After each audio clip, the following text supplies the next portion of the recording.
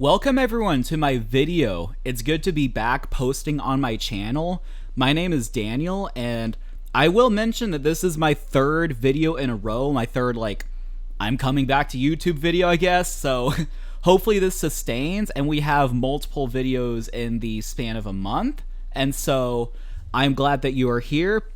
If this is your first time, feel free to like, comment, and subscribe. So what we're going to be doing is starting to look at some openings, and this is not going to have the idea of looking at theory, like looking at all these specific moves. This isn't a course or anything like that. This is more of a crash course, I guess, to where we'll be looking at basic theory. I mean, might be a couple of moves that you need to know, but primarily focused on ideas.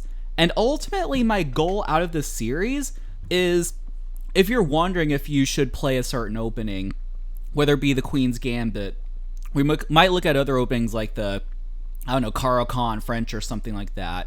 You can watch the video. You don't even need to take notes or anything like that. Just feel free to watch the videos and just try to understand the ideas. Today we're going to be looking at an opening I know really well called the Queen's Gambit. Now the Queen's Gambit, frankly, is what I think London players should be playing. People play the London system because it's so simple. You have to remember a certain set of moves and you get a solid position.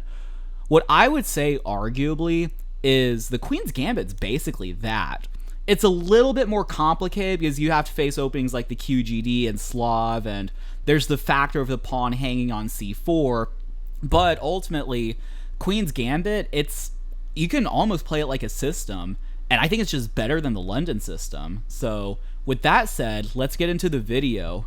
Alright, so welcome to the chessboard. So the Queen's Gambit is when you start with the D pawn, so the pawn in front of the queen to d4, and the actual Queen's Gambit only occurs when black plays the move pawn to d5, unless there's a transposition, like they play a certain move first and then they play d5.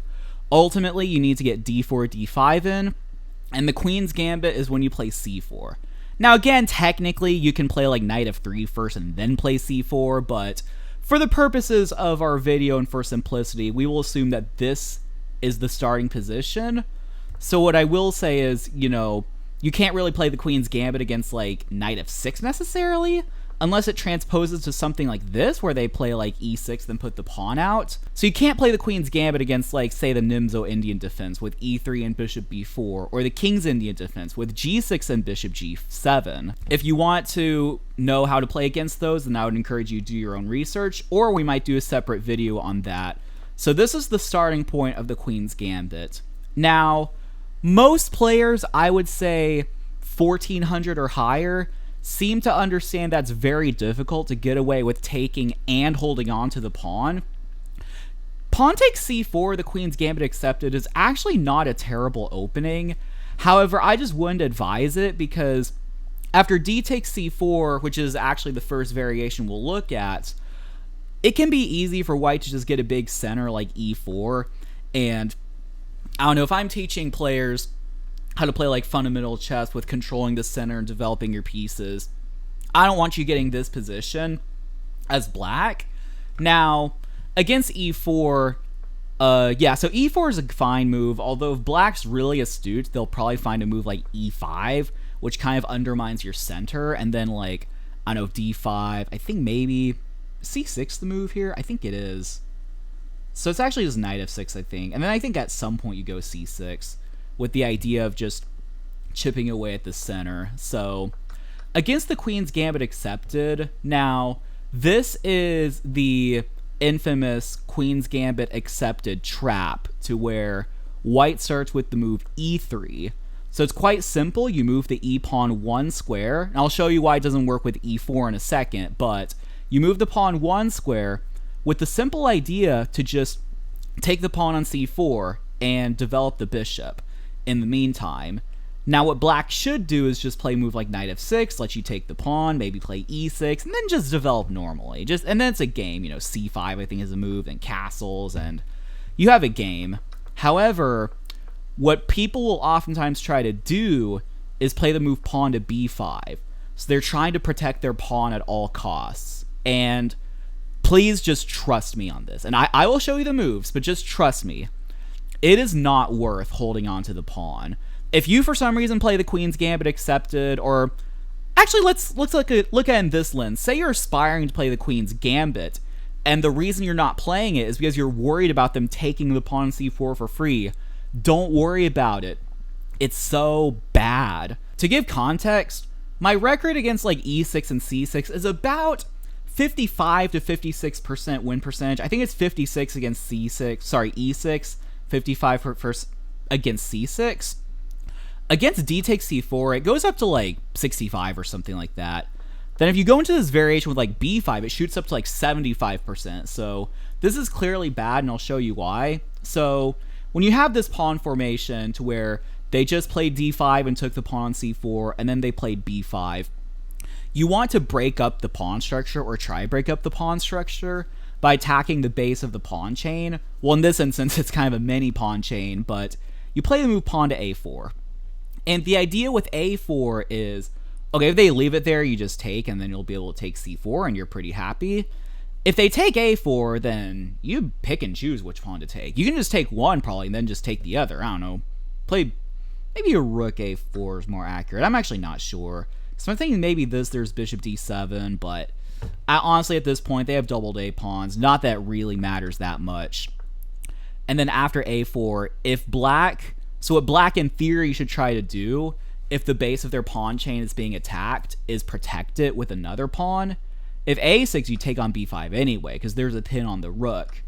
And if c6, and this is where a lot of players on the black side think they're just in the clear. They've taken the pawn on c4, they've protected b5, they protected c4, then they've protected b5. What can go wrong? Well, here's the problem. As white, you can take on b5, then after c takes b5, go queen f3. Now you're probably thinking, well, queen f3 just attacks the rook. What if... Oh, yeah. The rook can't go anywhere. The rook is simply trapped, and for black to not lose a full rook, they have to play like knight c6, and then like after takes, bishop d7, and then you're just happy as white to be able to take the exchange for free. So that's sort of the core trap behind if they take the pawn immediately. You can go e3, and if they let you just capture the pawn, just do that. And if they try to hold on to it, well, then you just chip away with a4, and then if needed, just take. So it doesn't work with e4 necessarily, because after b5, if they try the same trap, well, queen f3 no longer attacks the rook. But what I would say in general is, even if you play a move like e4 and they try to go b5, it's pretty bad positionally to do that, because you have the same ideas of going a4, trying to chip away at the pawn center, and then if they play c6, what I would do, now I haven't fact-checked this with the computer, but I imagine you can just take and go b3. So the idea is you're attacking the c4 pawn with your b pawn and the bishop, and if they take, you can take on b5 with check, and then take the pawn. So that's a line I like to do like online, like if they just try to hold on to the pawn anyway, and for some reason I don't have that trap, I would just go for something like that. And so one more thing I will mention, some people will go like bishop e6 to try to hold on to the pawn. I've seen that before. Honestly, I wouldn't even worry. I think you can just go like knight c3 here, and then they'll try moves like c6. So the idea behind knight c3 is to go d5. So you're blocking the bishop's access from the pawn, and then taking c4. And then I've seen black players go c6 to try to like prevent d5. I just wouldn't buy it. I would go a4 here to prevent b5 in advance. And if they go a6, I think here a5 is good. I'm going on a little bit of a tangent, but the point is, black's position just sucks if they try to hold on to the pawn for too long. And even if you don't win the pawn back, well, just think about your games. How many games are decided because the side just took one pawn, then just traded everything to a winning king and pawn in game? Not a lot. Most of your games are decided by like tactics, positional mistakes, king safety, things like that. So I would discourage you from, just immediately dismissing the Queen's Gambit just because of the possibility of taking on c4, of black taking on c4, because at a certain level, it's just not relevant. Not that it's like a bad move. I mean, again, the Queen's Gambit accepted, if you go to a higher level, it could be like very legitimate, because there could be ideas of like e6 and like a6, for instance, I think is a move to try to go b5. Their ideas, I'm not saying it's trash, but what I think is trash is taking c4, then holding on to the pawn. So, with that said, I think that covers my 2 cents as far as the Queen's Gambit accepted goes. Another inferior move I see from black is playing knight f6. So they realize that they've been hit with the Queen's Gambit, and they decide to protect the pawn with the knight. Well, the problem is I can just take d5. And after c takes d5, either way that black recaptures gives them a disadvantage. If queen takes d5, it's quite simple. You just go knight c3 and attack the queen. You develop with tempo. If knight takes d5, you go pawn to e4. And then you establish the 2 pawns in the center. And then if like knight f6, you go knight c3. And actually, now that I think about it, let me show you a couple, because this actually happens a lot. Even at my level, like 1900, 2000, people just play knight f6. And then they'll just allow a position like this. And I've won so many quick games after e4. Which one should I show first? Let's say knight f6. What I'll see oftentimes is knight c3, e6, bishop d3. So if queen takes d4, there's bishop b5 check, winning the queen. Bishop b4, knight f3, castles. Yeah, I'm just making sure I'm getting this right. And then you just Greek gift on h7. So the idea with the Greek gift is that you sacrifice the bishop on h7, bring the knight in. If king g8, you just fly in with queen h5 and you're completely crushing. Well, here computer says it's just +2 after queen takes g5. The more you know, but after king g8, queen h5 is normally just crushing. And if king g6, then the idea is to go h4. Then after a move like rook h8, go h5, and then g4 mate. Yeah, so there could be like ideas of like bishop h7, just Greek gifting them immediately. I just say the key is just wait for the right moment. You develop your knight, develop your bishop. Make sure their bishop's on b4, because if it's on e7, then knight g5 never really works because of the bishop.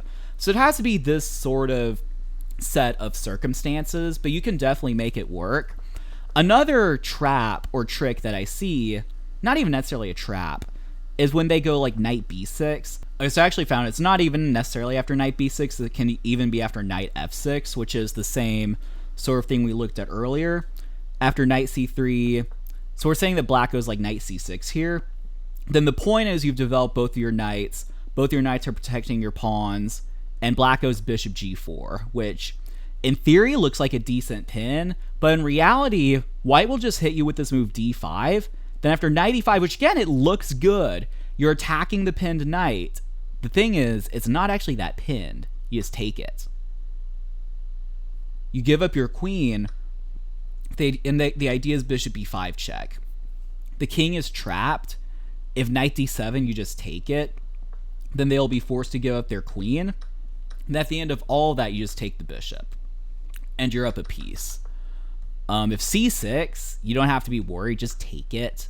If they take back, then you just take, and it's the same thing. And if they allow you, you can just take b7, then take, and then just take all the material you want. So, all that to say, knight f6 is a pretty bad move, and after takes, it's actually harder to find quick wins after queen takes. It's always after knight takes that I get these quick wins, whether it be the Greek gift sacrifice or the queen sacrifice.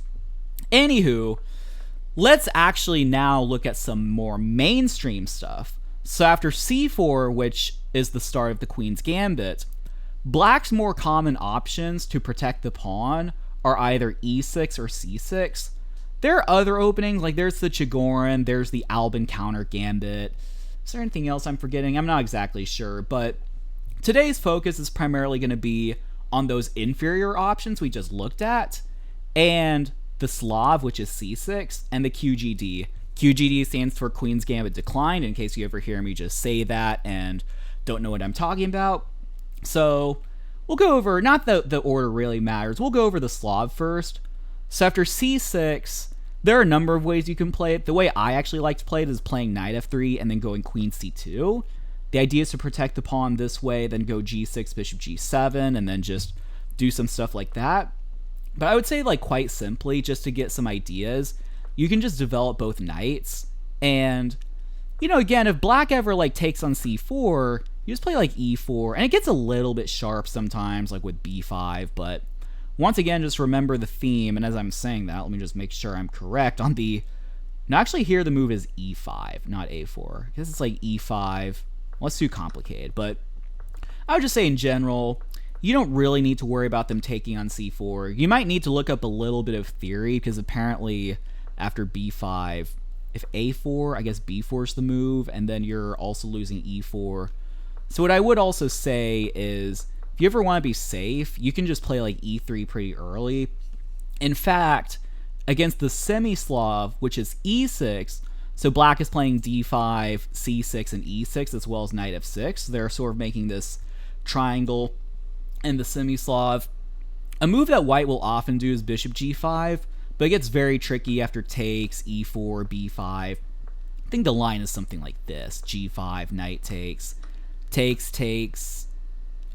Is the move bishop d7 here? I think it is.